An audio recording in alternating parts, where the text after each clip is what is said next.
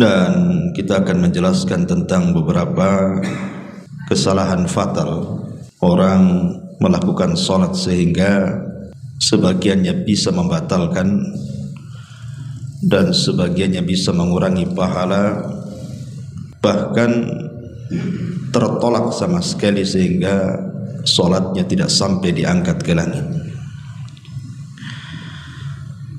Ma'asyiral muslimin yang dimuliakan Allah Subhanahu wa taala, sebagaimana yang ma'ruf sering antum dengar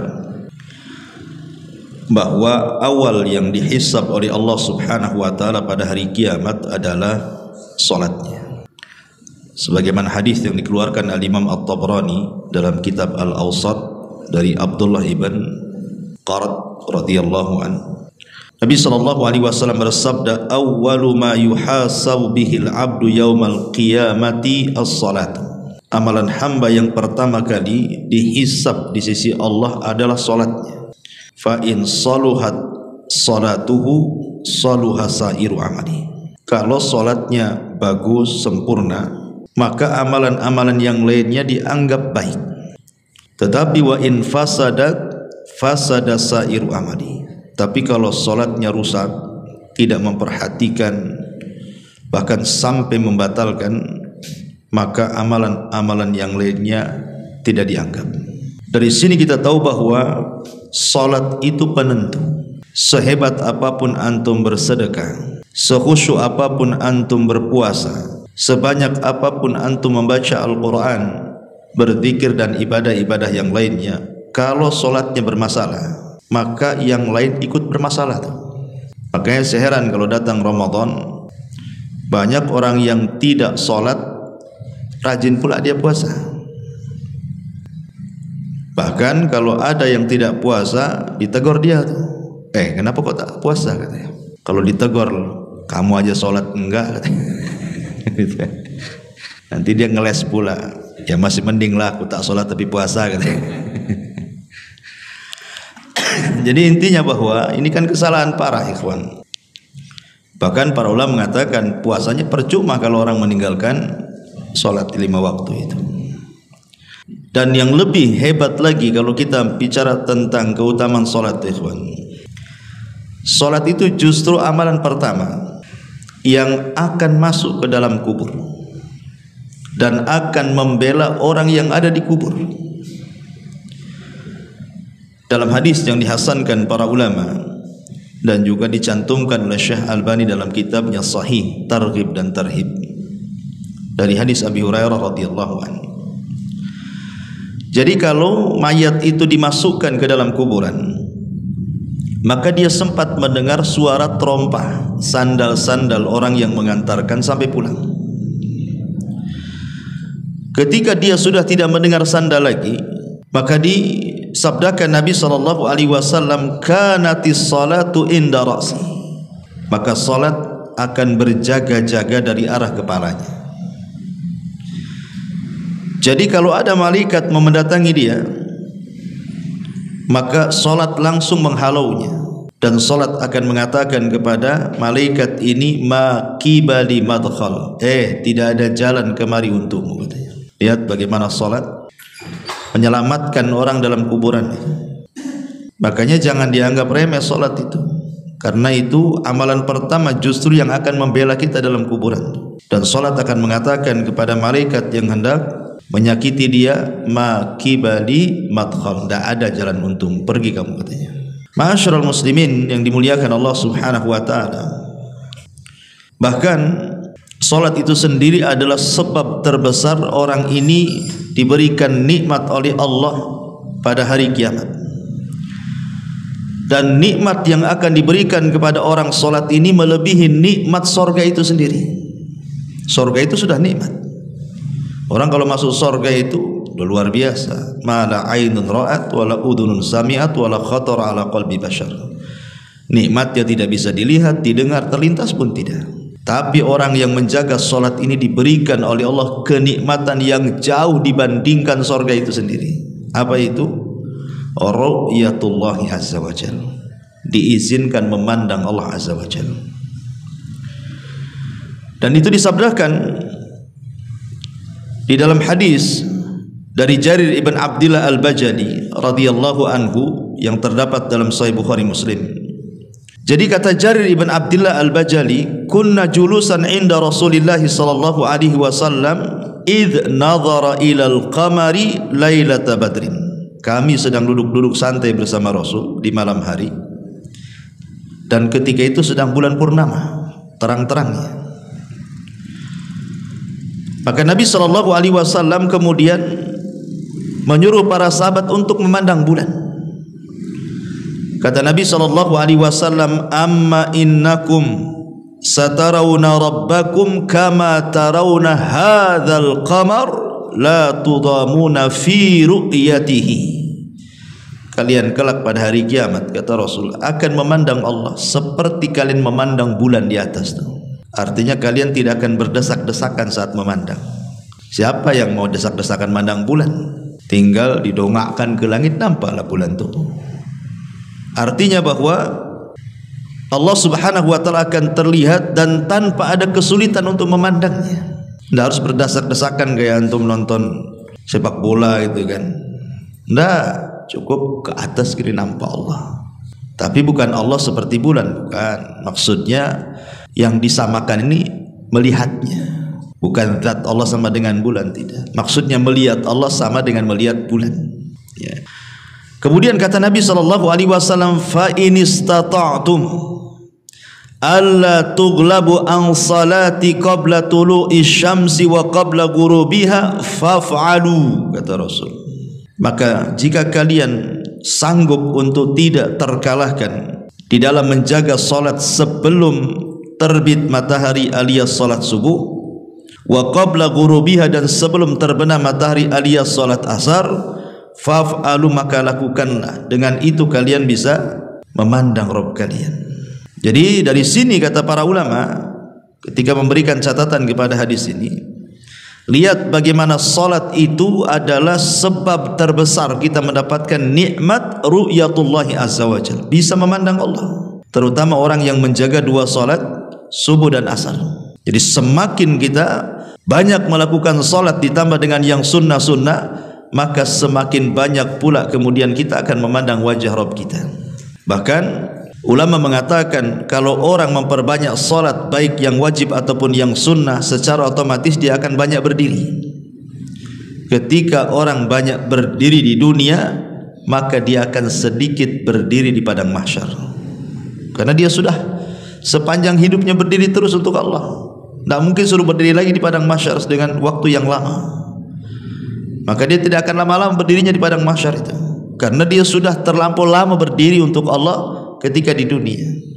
Lihat bagaimana keagungan salat. Dan nikmat memandang Allah juga bagi orang-orang yang menjaga salatnya itu disebutkan di dalam surah Al-Qiyamah.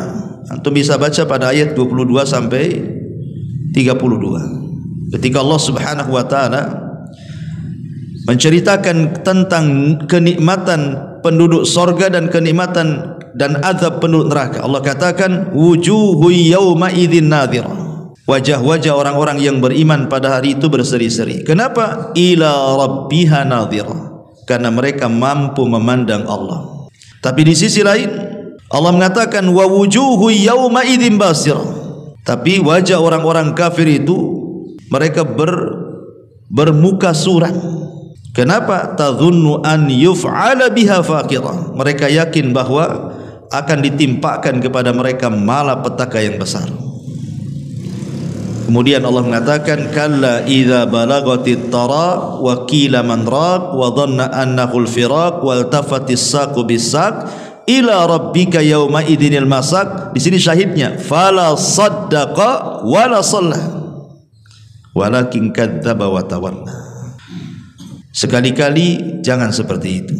Apabila nafas telah mendesak sampai di kerongkongan, dikatakan kepadanya siapakah yang dapat meruqyah mengembalikan ruh ke dalam jasadnya, dan dia yakin bahwa sesungguhnya itulah waktu perpisahan dia dengan dunia, sehingga bertautlah betis kiri dan betis kanan kepada Rabb-Nya lah pada hari itu kamu akan dihalau.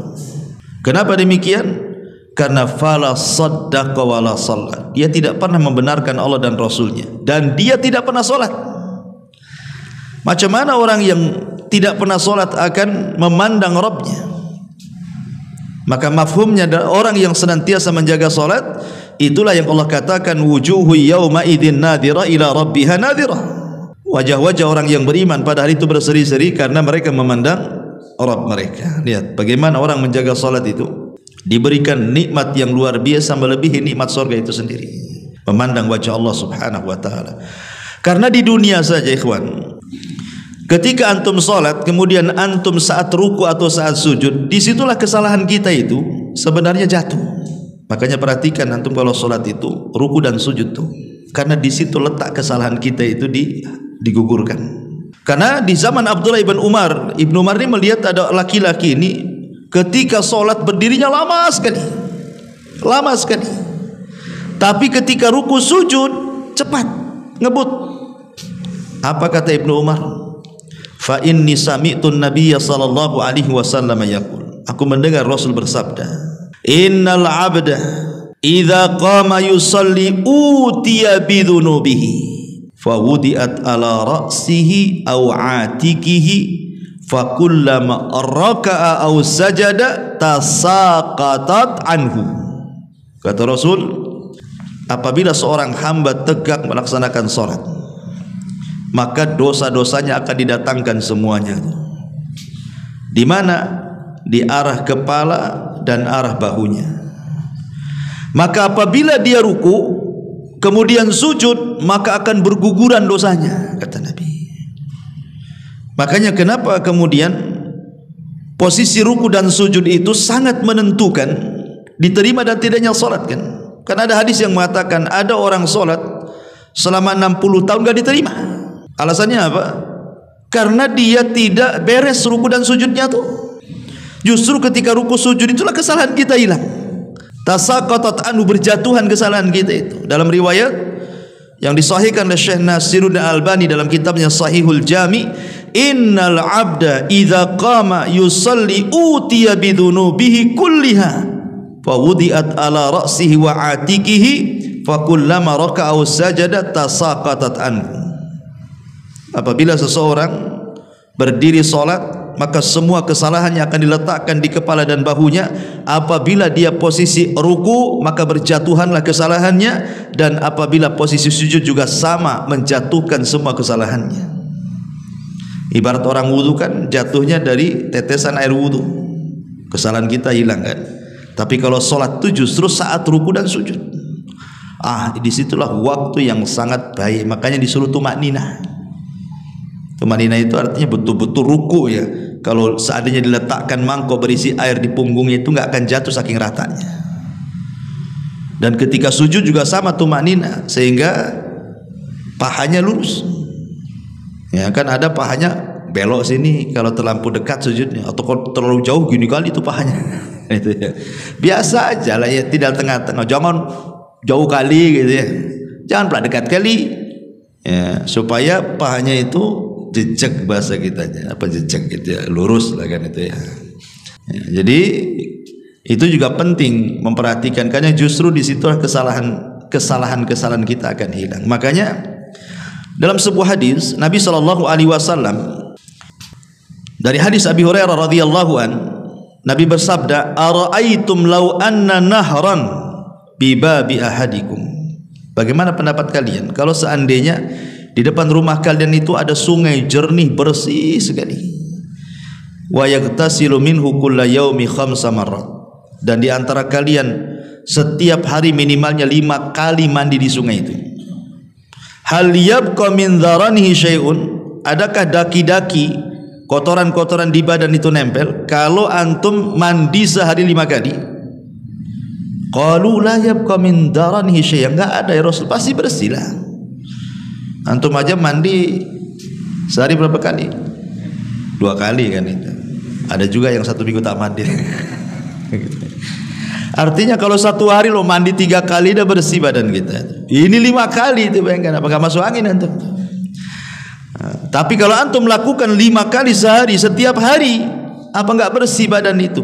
Kata Nabi SAW, fadzalikum mithlas salawatil khamsi yamhullahu biha khotoyaya. Itulah sama dengan solat juga. Kalau seandainya kita jaga solat 5 waktu, kemudian setiap ruku gugur kesalahannya, setiap sujud gugur kesalahannya, yamhullahu bihinna khotoya, maka kesalahan kita habislah. Kalau setiap ruku dijatuhkan kesalahannya, setiap sujud dijatuh, itu solat wajib saja tuh. Solat wajib saja berapa kali ruku sujud itu? Antum tambah lagi dengan sunnahnya, akalikan saja. Ya. Artinya keutamaan solat itu luar biasa. Gitu. Makanya kenapa sebenarnya kalau orang itu paham keutamaan di balik solat itu, terangsang dia solatnya, nggak asal-asalan ya kan. Sayang gitu ya, setiap hari kita ini solat, itu waktunya kita membuang dosa, tapi tidak ada dosa pula yang dibuang dari situ. Makanya Nabi SAW sangat memperhatikan kondisi solat, terutama dalam posisi ruku dan sujud itu. Baik, kita akan menyingkat beberapa kesalahan. Singkat aja ya kalau kita jelasin. Ada kitab bagus namanya Akhtaul Musallin, karya masyhur Hasan Salman, salah seorang murid dari Syekh Albani. Itu bagus sekali ya, banyak itu. Tapi saya tidak mungkin mengemukakan semuanya karena waktu juga. Kita akan sesingkat-singkatnya saja. Kita mulai dari wudu dulu ya, karena sholat itu tidak sah kecuali dengan wudu. Pertama, terkadang orang ketika wudu lupa membaca basmalah ya. Memang pendapat yang sahih, orang yang lupa membaca basmalah itu sah wudunya. Tapi ada juga yang mengatakan harus diulang wudunya kalau dia lupa baca basmalah. Ini terjadi khilaf ulama, walaupun yang rajih sah wudunya ya. Tetapi kan kalau sudah ada khilaf ulama seperti ini kan kita tidak tahu mana dikhawatirkan yang kuat yang batal, ataupun mungkin yang kuat yang tidak batal. Kita tidak tahu. Kalau sudah khilaf ini masalahnya repot. Makanya biar keluar dari khilaf ulama, baca saja ya, baca saja. Dan kalau ingat tidak ingat di awal, baru ingat kemudian di pertengahan, ya nggak apa-apa kata ulama. Kita baca basmalah di pertengahan wudu. Ini yang pertama. Yang kedua, dalam gerakan. Ada gerakan-gerakan itu yang dalam sifat salat wudu Nabi tidak disyariatkan diulang. Seperti umpamanya mengusap kepala. Itu kan tidak disyariatkan diulang, cuma 1 kali saja. Ya. Artinya ketika tidak disyariatkan diulang dan Nabi SAW hanya mengusap 1 kali, jangan kemudian kita membuat syariat yang tidak diajarkan Nabi. Kalau yang lain bolehlah sekali basuhan atau 2 kali basuhan atau 3 kali basuhan yang paling banyak. Tidak boleh lebih juga. Ya, karena Nabi SAW mengatakan dalam sebuah hadis bahwa siapa yang menambah faman zada ala hadza au naqasa faqad asaa wa zalama. Siapa yang mengurang-urang atau menambah dari bilangan yang sudah ditentukan Nabi, maka dia telah salah wudunya dan telah melakukan kezaliman. Yang wajib itu 1 kali basuhan, yang 2 dan 3 itu sunnah hukumnya. Tetapi kalau memang Nabi SAW tidak mengajarkan kecuali 1 basuhan saja di kepala, ya sudah itu sajalah. Ngapain pula kemudian kita tambah? Ini kesalahan berwudu juga. Karena itu bisa menyelisih sunnah. Kalau sudah menyelisih sunnah kan mengurangi pahala jadi. Ya. Kemudian yang ketiga, kadang-kadang al-ghaflatu an ghaslil aqab.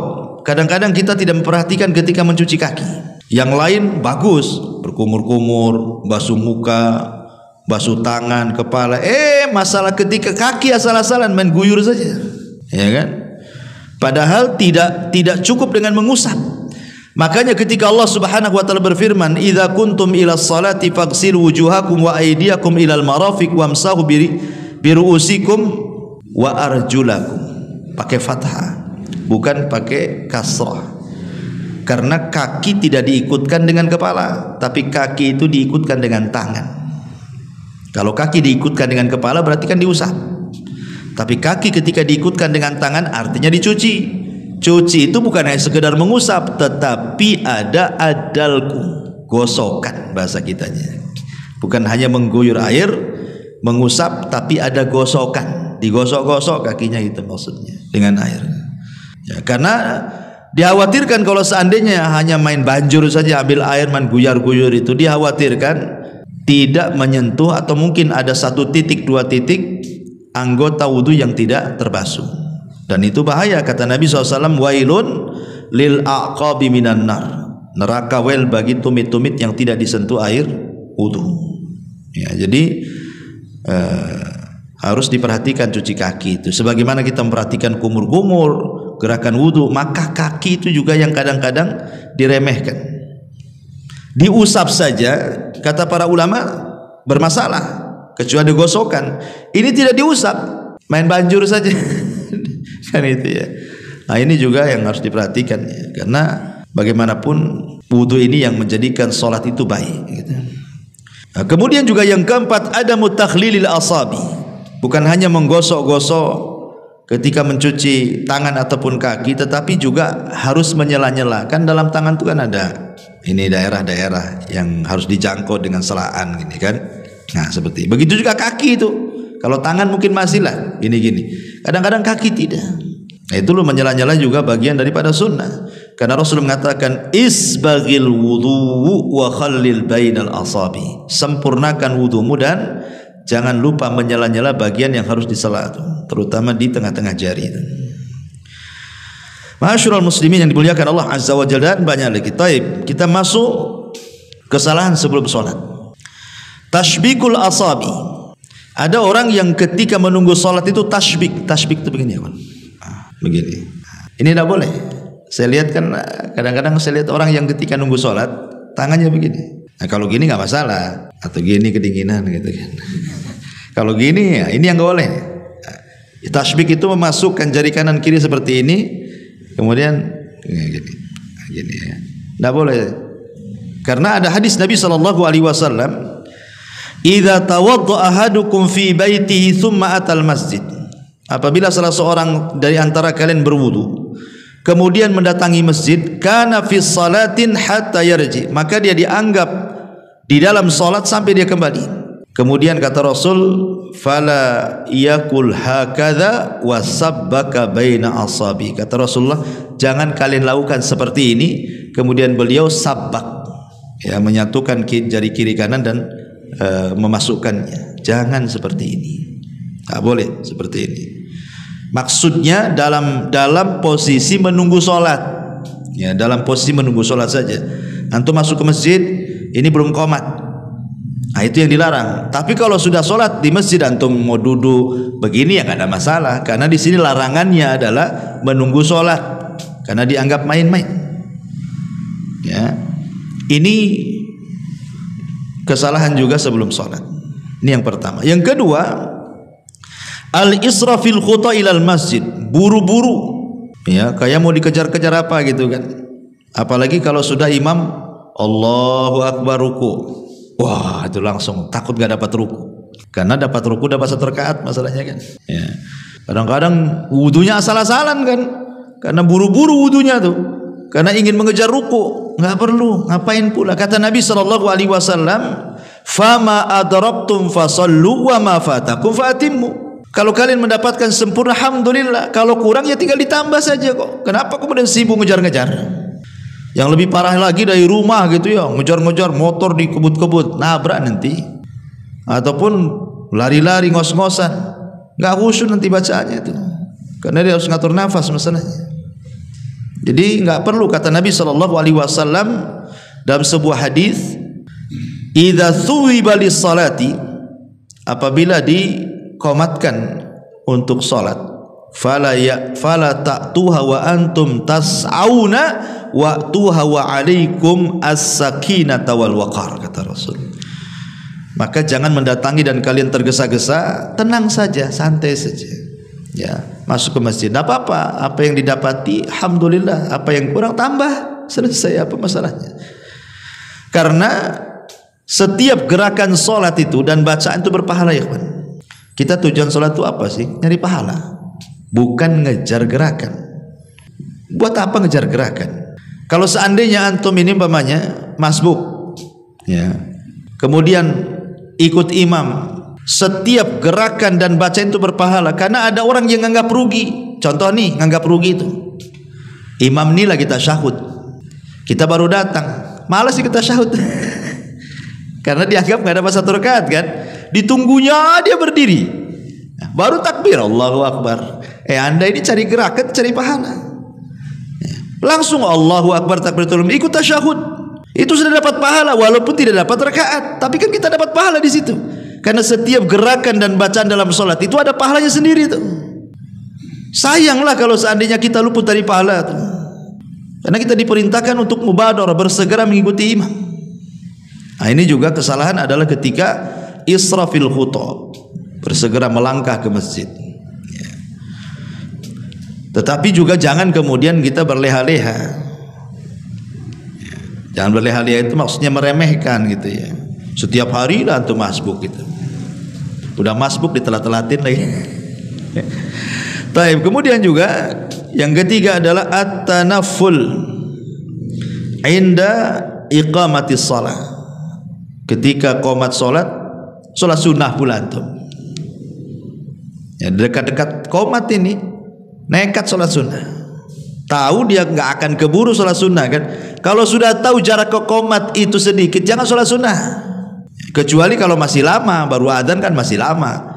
Ya, tapi kalau sudah nampak, apalagi kan sekarang di masjid-masjid itu kan ada itunya ya, kayak layarnya kan. Jam sekian masuk, nanti bunyi itu tut gitu kan. Nah, udah nampak nih. Nah, ini tinggal 2 detik, mana bisa saya. Karena yang sudah sholat sunnah saja kalau didengarkan qomat batal kan gitu, dibatalkan, bukan batal sholatnya, dibatalkan. Kenapa dibatalkan? Karena dia rugi, kemudian dia memperjuangkan yang sunnah, kemudian luput yang wajib. Kecuali posisi dia itu lagi tasyahud akhir, ya tidak masalah lah kan, tinggal tasyahud akhir saja. Dan ini baru qomat, ya, berarti kalaupun lewat sedikit sekali. Ya. Tapi kalau masih 1 rakaat lagi, kemudian dia qomat, ya rugilah. Dan pasti dia pun tidak akan khusyuk. Ya, nggak akan khusyuk dia, karena takut dia ketinggalan sholat wajib juga. Makanya kata Nabi SAW, idza uqimatis salatu fala salata illal maktubah. Apabila qomat dikumandangkan, tidak ada salat kecuali yang wajib. Hadis dikeluarkan Bukhari Muslim. Kemudian ketika masuk ke dalam masjid, ini juga kesalahan, adamu taswiyatis shaf wa tarkus saddil faraj. Tidak langsung merapatkan shaf dan meluruskannya.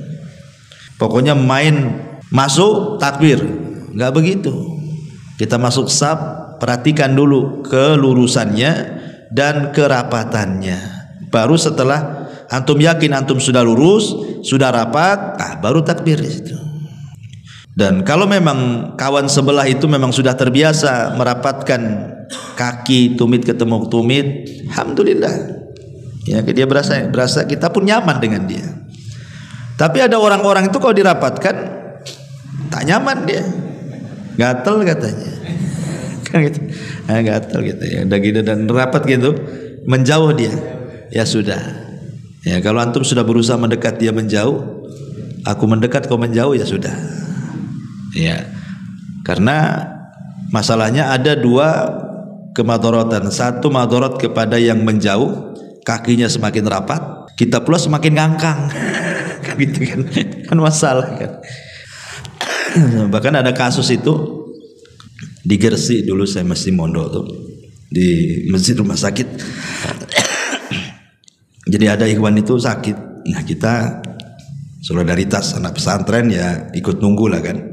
Sebagian ikhwan ini semangatnya gitu, ingin merapatkan shaf tuh. Jadi orang yang dirapatkan shaf ini orang awam, mungkin masih tanya-tanya ini syariat apa kayak gini kan, begini. Jadi makin ngangkang tuh ikhwan ini. Marahlah orang sebelah, akhirnya sepak kakinya jatuh lah. Karena kan kekuatannya kan nggak bisa, kalau ngangkang gini kan kekuatan berdirinya kan kurang kan itu. Jadi sepak jatuh lah kan itu. Sempat ribut tapi sholat tuh. Nah kan jadi akhirnya kan nggak bagus. Niatnya baik untuk merapatkan shaf, tetapi berujung dengan penyepakan. Kan gitu kan. Jadi belum tentu niat baik itu jadi baik kan itu ya. Kalau memang orang sebelahnya nggak dirapatkan, ya udah. Ya, jangan dikejar-kejar kaki orang. Taib. Yang penting kita sendiri sudah ada niat ingin meluruskan dan merapatkan. Intinya seperti itu. Karena Rasul mengatakan la tasawwunna sufufakum aw la yukhallifannallah baina qulubikum wa wujuhikum. Kata Rasul, rapatkan saf kalian atau Allah akan selisihi wajah dan hati kalian. Sebenarnya gampang saja kita ini melihat warga di sekitar sini nyatu hatinya atau tidak itu lihat sholatnya. Kalau sholatnya centang perenang safnya ada, berarti banyak masalah di tempat ini. Hatinya nggak sama tuh. Ya, tapi kalau rapat-rapat safnya itu berarti bersatu lah. Karena hadisnya seperti itu. Rapatkan saf kalian atau Allah buat hati kalian bermasalah satu dengan yang lainnya. Ini juga kesalahan sebelum sholat. Nah, kita masuk ketika masuk sholat. Kesalahan pertama adalah ada tuma'ninati fis sholat. Tidak tuma'nina. Tidak tuma'nina seperti tidak meluruskan sewaktu ruku dan tidak tuma'ninah meluruskan sewaktu sujud. Nabi SAW beliau bersabda kepada orang yang tidak tumanina ketika ruku dan sujudnya, kata Rasul, irji fasalli fa innaka lam tusalli. Ulangi solatmu, kau belum dianggap solat. Sampai 3 kali Rasul itu, ulangi solatmu, kau belum solat. Jadi sahabat ini mengatakan, ya Rasul, saya tidak bisa melakukan yang lebih baik daripada ini, katanya. Karena sudah 3 kali diulang. Maka Nabi memberitahu kesalahannya apa. Kata Nabi SAW, idza kumta ila salati fakabbir thumma qra' ma tayassara ma'aka minal Qur'an. Apabila engkau menuju salat, bertakbir, kemudian baca yang mudah untukmu, jangan yang sulit-sulit dibaca. Makanya sebagian para ulama mengatakan makruh hukumnya salat wajib melihat mushaf. Karena di masjid itu taruh mushaf kan. Ya. Itu tidak disyariatkan kalau salat wajib. Kalau salat sunnah enggak apa-apa. Sholat malam antum ingin 30 juz baca Quran nggak masalah. Ya, tapi kalau sholat wajib jangan. Karena di sini Rasul mengatakan apa? Tsumma qra' ma tayassara minal Quran, baca yang mudah. Kalau Al-Baqarah tidak hafal, Al-Fil. Ya. Kalau surah sapi betina tak hafal, surah gajah aja lah. Kan Al-Baqarah panjang, Al-Fil kan cuma sejengkal aja. Ya. Ya, karena kita disuruh yang mudah saja, jangan takalluf. Kita sedang sholat wajib masalahnya. Kalau sholat sunnah nggak apa-apa, pegang Quran duduk aja boleh, kita sholat sunnah itu. Kalau sholat wajib kalau bisa jangan takalluf, jangan membebani diri. Summarka hatta tatma'inna rakian. Kemudian ruku sampai tumakninah rukunya. Summarfa hatta ta'tadila qa'iman. Kemudian beritidallah sampai betul-betul sempurna berdirinya. Summasjud hatta tatma'inna sajidan. Kemudian sujud sampai tumakninah dalam sujudnya. Tsummarfa hatta tatma'inna jalisan. Kemudian duduklah di antara 2 sujud sampai kau tumanina. Tsummasjud, kemudian sujud kembali hatta tatma'inna sajidan. Tsummaf'al dzalika fi salatika kulliha. Kemudian sujud sampai tumanina, lakukan seperti itu dalam semua salatmu. Artinya jangan meremehkan soal tumanina dalam salat.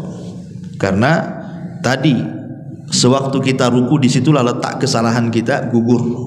Sewaktu kita sujud disitulah letak kesalahan kita gugur. Maka kalau bisa rukunya tumakninah agak panjang, jangan cepat-cepat kan itu. Kemudian sujudnya juga sama. Makanya saya nggak kebayang tuh orang yang taraweh 7 menit ya, 7 menit 23 rakaat kan. Cemana dia akan tumakninah? Nggak bisa. Oh, dolin katanya. Kok langsung dolinnya saja kan? Kapan mulainya itu? Alhamdulillahnya kok langsung dolin. Ya.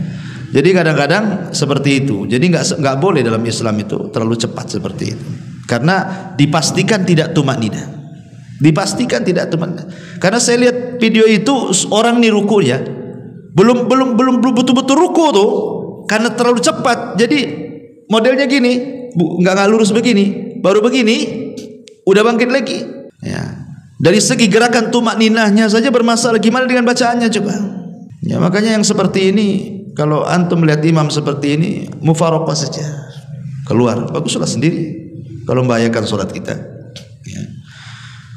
Ini juga yang pertama. Yang kedua, al-julus ma'al qudrati 'alal qiyam.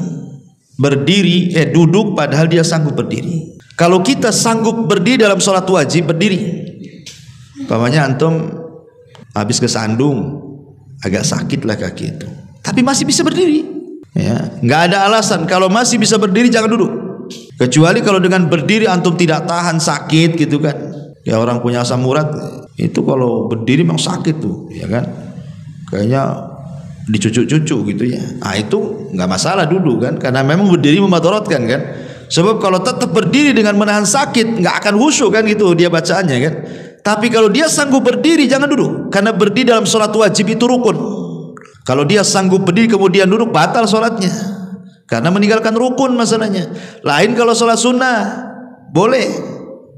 Nabi SAW ketika di masa tuanya beliau sholat sunnah duduk. Tetapi Rasul memberikan arahan kepada kita, ketika kita sholat sunnah, pemain sholat malam antum sambil duduk, pahala orang yang sholat sunnah sambil duduk padahal dia bisa berdiri dapat separuh daripada sholat yang berdiri. Jadi pahalanya separuh, ya. Taib. Kemudian juga kesalahan yang lainnya, yang nomor 3, musabaqatul imam. Dia imam belum bergerak sudah gerak dia. Ya, jangan sampai kemudian mendahului imam. Jangan bicara mendahului, gerakan sama saja tidak boleh. Apalagi sampai mendahului. Yang imam itu antum atau imam jadinya kan? Kan imam dijadikan itu untuk diikuti. Biarkan imam ruku dulu baru kita ruku. Enggak, imam belum ruku dia ruku, seolah-olah dia yang jadi imam ikut dia kan. Gimana ceritanya? Maka Nabi SAW sangat melarang. Kata Nabi SAW, amma yakhsha ahadukum idza rafa'a ra'sahu qabla al-imam an yaj'alallahu ra'sahu ra'sa himarin aw yaj'alallahu suratahu surata himarin. Tidakkah takut salah seorang di antara kalian mengangkat kepala sebelum imam, Allah jadikan kepalanya seperti keledai atau bentuk kepalanya seperti bentuk keledai. Di zaman Imam Ibnu Hazm rahimahullah ta'ala ada cerita. Jadi ada yang mutakabbir, orang sombong. Dia nggak yakin dengan hadis ini. Masa sih kalau orang mendahului imam nanti kepalanya jadi keledai katanya. Jadi dia mau nyoba. Ya, betul-betul mau nyoba dia. Akhirnya dicoba sama dia. Sebelum imam mengangkat, tiba-tiba kemudian dia mengangkat kepala sebelum imam. Subhanallah, Allah berikan keajaiban. Langsung Allah adab seketika, kepalanya jadi keledai. Itu di zaman Imam Ibnu Hazm. Imam Ibnu Hazm itu imam dari Cordova sana, Maroko, ya, Andalus zaman dulu. Kitabnya namanya Muhalla, yang kata Ibnu Taimiyah tidak lengkap kalau perpustakaan tidak ada kitabnya Imam Ibnu Hazm. Lah di zaman Ibnu Hazm itu peristiwanya nih. Dari sini berarti betullah apa yang disabdakan Nabi SAW bahwa di antara umat ini, maksudnya umat Islam di akhir zaman itu akan terjadi apa? Khasfun wa qadfun wa maskhun, kata Rasul. Akan terjadi kepada umat akhir zaman itu khasfun. Khasfun itu kalau dilihat ke langit gerhana, tapi kalau lihat ke bumi berarti gempa. Berarti akan banyak gempa, kata Rasul, dan banyak gerhana. Memang gerhana tiap tahun. Di zaman dulu gerhana jarang-jarang, tiap tahun ada gerhana. Gempa pun hampir ada di mana-mana. Barusan gempa di Maroko kan. Kemudian qadfun, hujan batu, ya. Kemudian mashun, dirobahnya manusia. Ada sebagian mengatakan maksudnya dirobah tabiatnya dari tabiat manusia jadi tabiat binatang. Makanya banyak orang-orang itu kelakuannya kayak binatang tuh, bukan kayak manusia. Kadang-kadang binatang aja nggak melakukannya, dia pula melakukan. Seperti siapa? Orang LGBT itu, binatang aja nggak melakukan, dia aja melakukan. Kemudian ada juga yang mentafsirkan ala zahiriha, artinya dimaknai secara zahirnya. Maksudnya Allah merubah jasad manusia seperti jasad hewan, seperti kasusnya di zaman Imam Ibnu Hazm ini kan. Dia nyoba-nyoba, mana ada kalau saya mendahului imam kepala saya jadi keledai. Betul jadi keledai. Itulah makanya bagaimana Allah Subhanahu wa taala murka kepada orang yang menyelisih sunnah Nabi. Kemudian juga di antara kesalahan selanjutnya adalah adamul mubadarati ila dukhuli fi sholati hala sujudil imam. Tidak mau bersegera, imam lagi sujud, nunggu dulu dia. Imam lagi tasyahud, nunggu dulu. Pokoknya dia maunya ketika imam berdiri mau ikut dia. Kalau selain posisi berdiri atau rukuk nggak mau ikut dia. Ini juga kesalahan. Karena imam dijadikan untuk diikuti, sudah saya jelaskan tadi. Bahkan ada hadis Nabi mengatakan, idza ji'tum ila salati wa nahnu sujudun fasjudu wala ta'udduha syai'an. Apa kata Rasul? Kalau datang kalian dan kami sedang sujud, bersegera ikut gerakan, kata Rasul. Hadis dikeluarkan Nabi Daud. Kemudian juga kesalahan berikutnya, tarku raf'il yadaini fi mawadi'ir raf'i. Tidak mengangkat tangan di waktu-waktu ketika mengangkat tangan. Kapan mengangkat tangan? 4 tempat. 1, taat takbiratul ihram. Allahu akbar. Ngangkat tangan itu bukan takbiratul ihram. Takbiratul itu ucapan Allahu akbar, itu takbiratul ihram. Ya, kalau ngangkat tangan ya ngangkat tangan. Ya, ini 1. Ya. Kemudian yang kedua, inda ruku, ketika hendak ruku, ngangkat lagi Allahu akbar ruku. Ya, ini kedua. Kemudian yang ketiga, inda raf'i minhu, ketika bangkit dari ruku, angkat tangan lagi Allahu akbar. Kemudian yang terakhir, wa inda raf'i minat tasyahhudil awal, dan ketika bangkit dari tasyahud awal Allahu akbar. Berarti ngangkat tangan 4 tempat nih. Ya, takbiratul ihram Allahu akbar, saat ruku Allahu akbar, bangkit dari ruku Allahu akbar, kemudian setelah tasyahud awal bangkit ke rakaat berikutnya, angkat tangan lagi.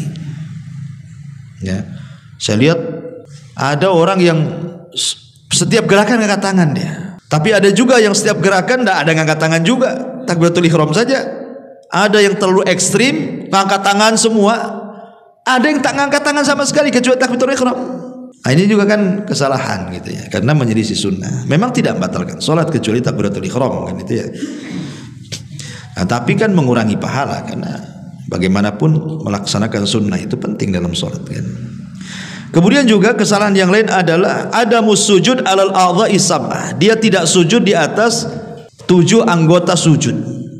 7 anggota sujud itu maksudnya 2 telapak tangan, 2 sudah dihitung 2, 1 2 kan itu. Kemudian 2 lutut berarti 4. Kemudian 2 ujung jari-jari kaki berarti 6 ya. Kemudian dahi dan hidung 7. Ini harus nempel di bumi ini.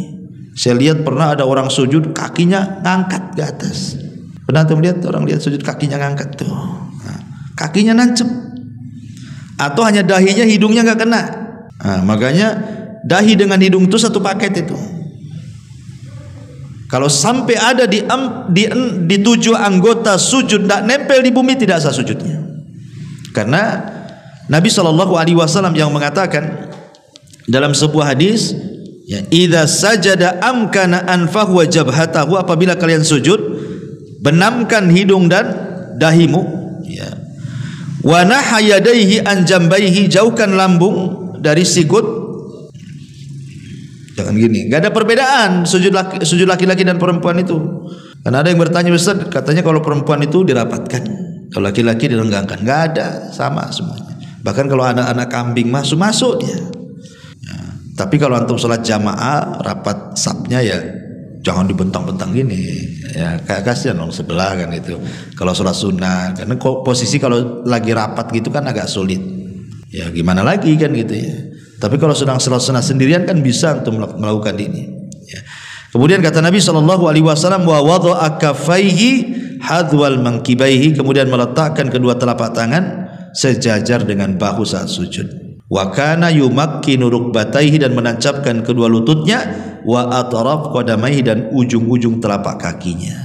Berarti 2 ujung telapak kaki, 2 lutut, 2 telapak tangan, dahi dan hidung, itulah disebut dengan arkan sujud. Ya, rukun-rukun sujud di situ. Nah, taib, kemudian kesalahan berikutnya adalah ketika sholat dia mengangkat suara saat berzikir. Ya sebelahnya keganggu. Karena ada orang yang dia saking khusyuknya dia nggak sadar waswes-waswesnya itu sampai mempengaruhi sebelah kanan sebelah kiri itu.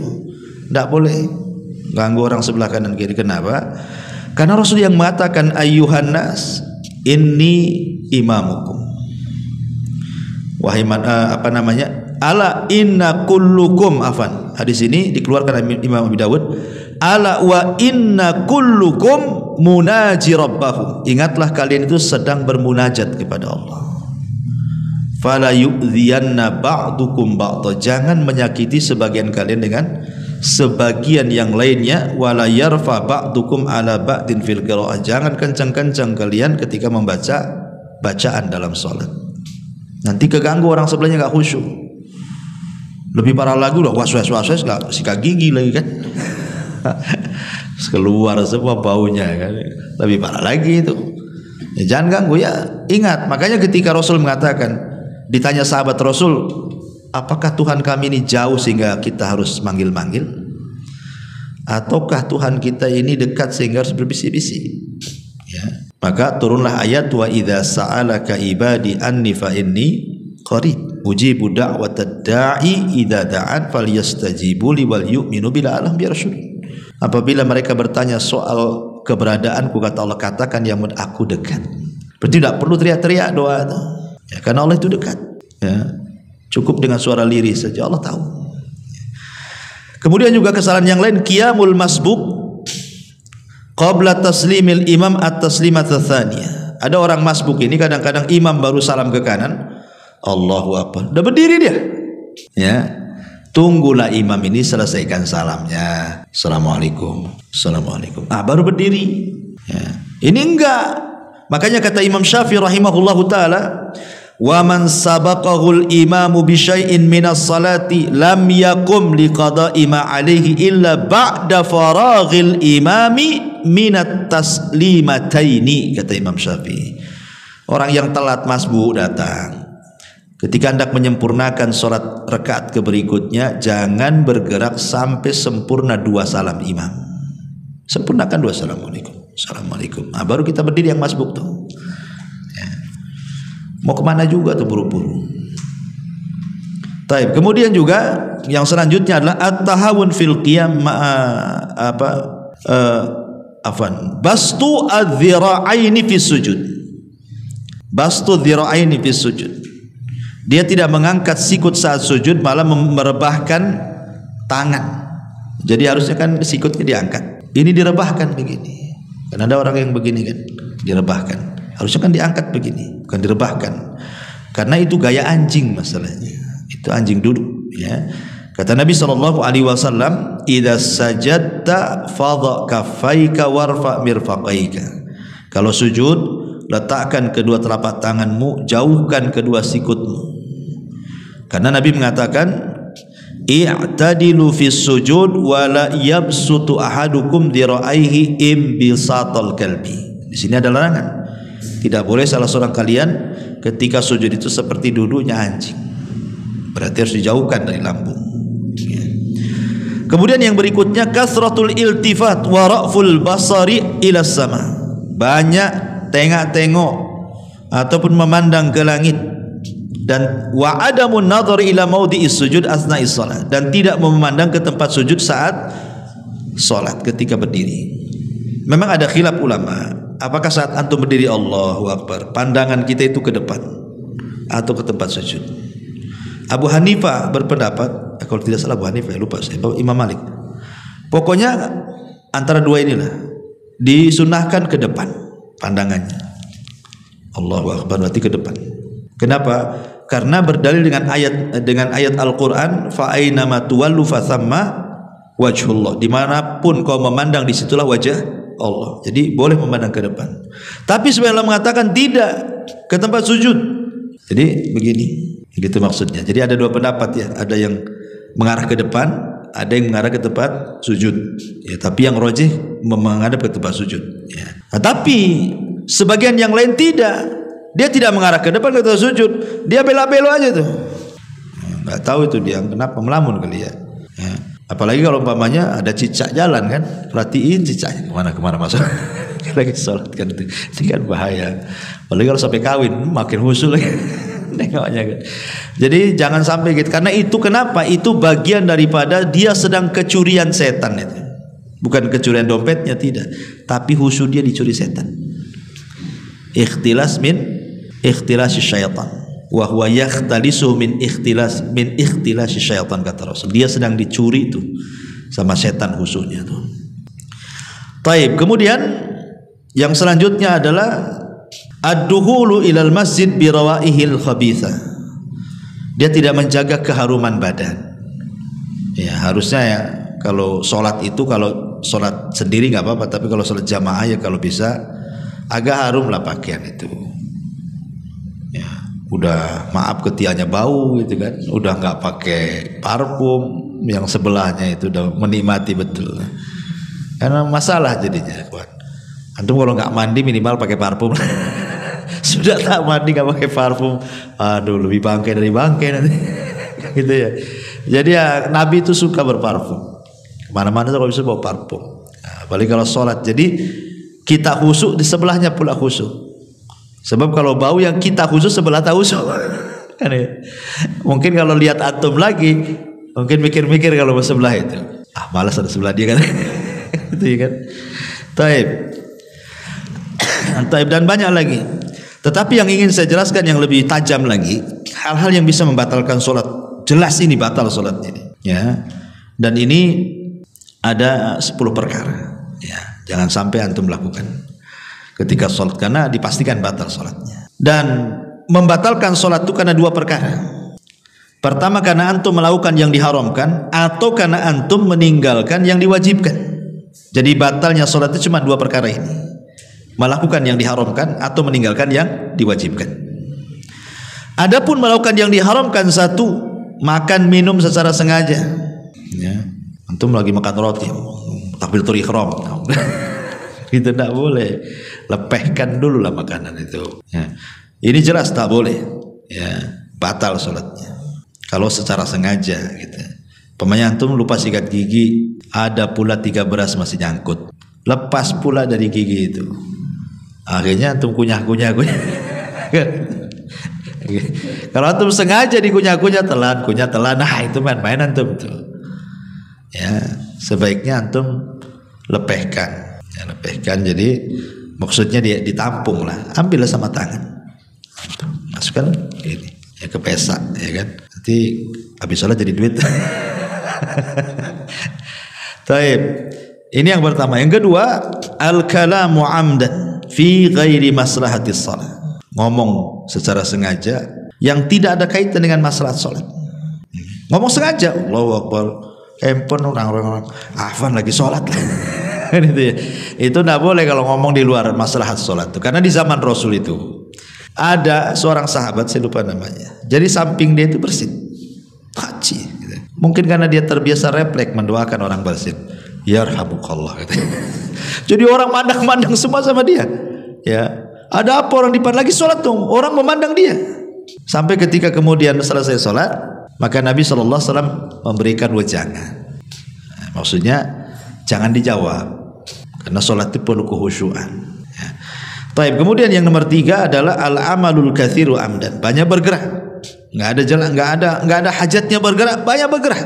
Ya, jadi jangan banyak bergerak yang tidak ada hajatnya dan bukan jenis sholat, tapi banyak bergerak. Walaupun para ulama itu membedakan, kalau sedikit ya dimaafkan. Seperti kalau mazhab Syafi'i itu kan 3 gerakan kan itu ya. Nah, tapi kalau banyak bermasalah, bisa batalkan sholat kalau terlalu banyak bergerak. Maksudnya bergerak yang bukan bagian daripada gerakan sholat.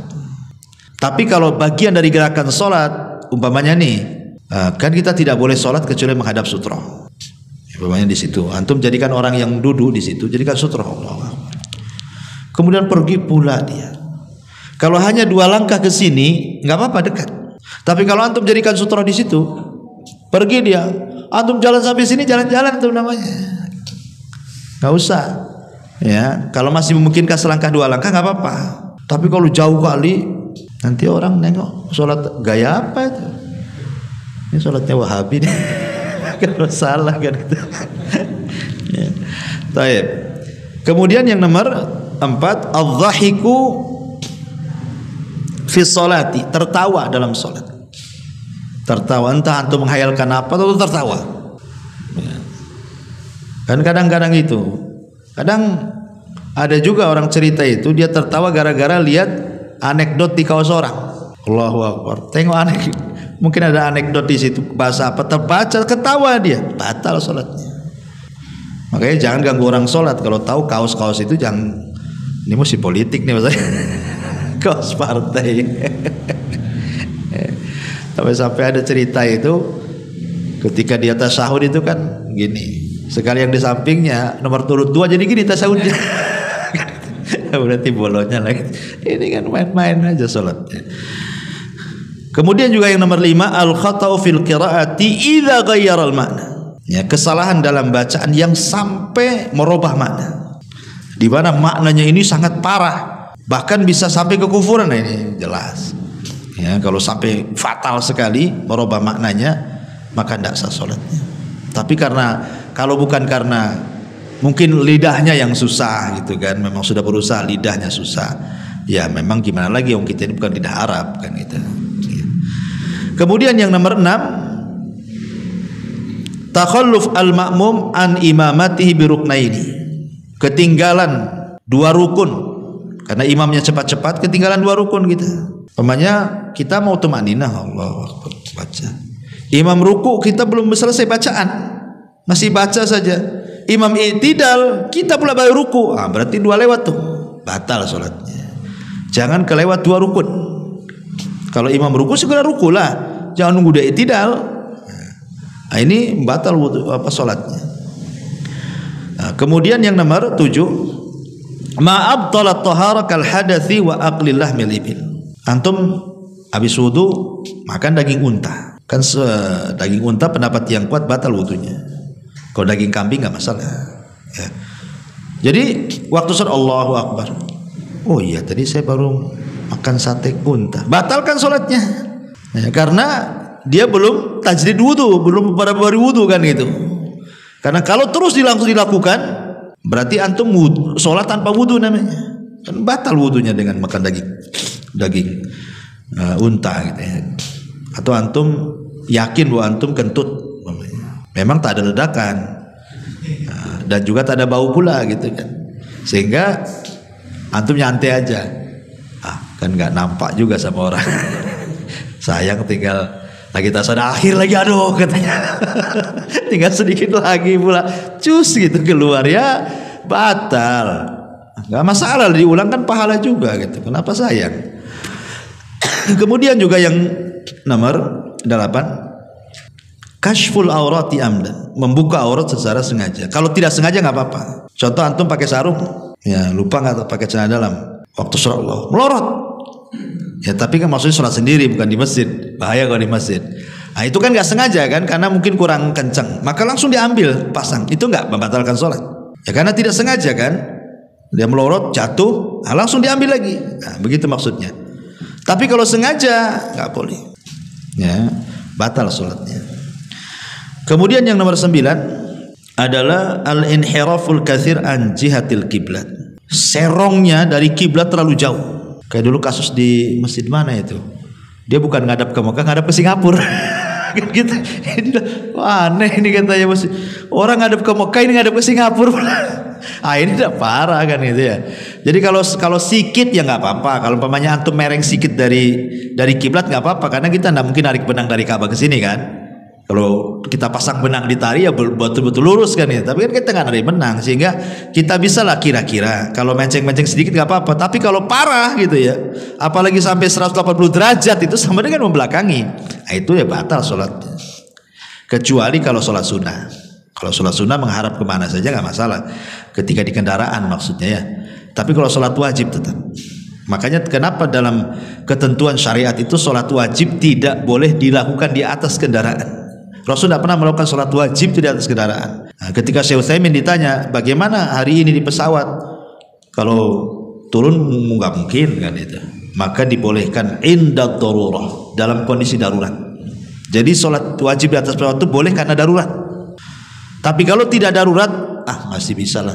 Kan turun pesawat ini jam 4:30, berarti ke maghrib masih lama. Bisa lah, saya nggak usah sholat asar di atas pesawat. Turun. Karena masih ada waktu untuk sholat asar.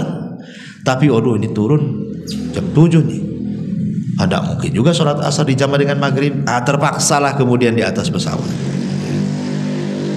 Kemudian juga yang nomor 10 di sini, wujudun najasati ala badani wa thiyabihi. Ada najis pula di badan kita, di pakaian kita. Mungkin waktu antum gendong anak antum kencing, antum tak tahu kan gitu ya.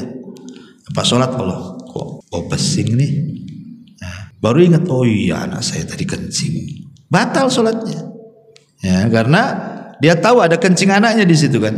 Ya, atau saya tambah umpamanya dia salam sebelum selesai membaca bacaan, main salam duluan. Mungkin mau buru-buru mau pusal kali ya. Jadi baru baca syahadat, belum sholawat udah main salam tuh. Nah, selesaikan dulu bacaan itu, kemudian salam. Kalau memang pemanya yang sunnah nggak dikerjakan ya nggak apa-apa. Seperti berlindung dari 4 perlindungan kan sunnah saja dibaca. Allahumma inni a'udzubika min adzabi jahannam wa min adzabil qabri wa min fitnatil mahya wal mat wa min fitnati syarri masiihid dajjal. Itu kan sunnah saja dibaca. Kalau itu nggak dibaca nggak apa-apa. Tapi kalau tahiyat, syahadat, sholawat itu harus dibaca, ya, nggak boleh tinggal, gitu ya. Ini karena bisa membatalkan sholat nantinya.